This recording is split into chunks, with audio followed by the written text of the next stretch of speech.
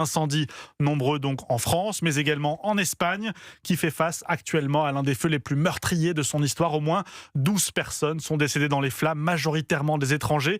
Quelques 23 autres sont, elles, toujours portées disparues. Bonsoir Charles Bouchin. Bonsoir Maël, bonsoir à tous. Il s'agit là d'un violent incendie qui s'est déclaré hier en fin de journée dans le sud de l'Espagne. Oui, c'est près d'Almeria, en Andalousie, que les premières flammes sont parties. C'est une des régions les plus venteuses d'Espagne. Le feu s'est donc propagé à vitesse grand V dans des montagnes escarpées à une vingtaine de kilomètres de la mer Méditerranée. Sur de nombreuses vidéos filmées par des habitants, on y voit un mur se rapprocher dangereusement des maisons. Un mur de feu, évidemment. Regarde, la maison est en train de brûler.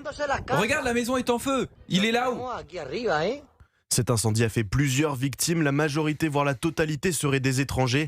Almeria est une ville qui accueille notamment de nombreux Britanniques. Ils ont été piégés dans leur véhicule ou rattrapés par les flammes en tentant de s'enfuir à pied.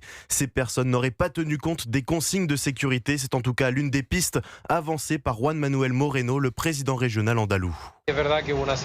Il est vrai qu'un certain nombre de riverains n'ont malheureusement pas tenu compte des demandes et des consignes qui leur avaient été adressées par les représentants de la municipalité.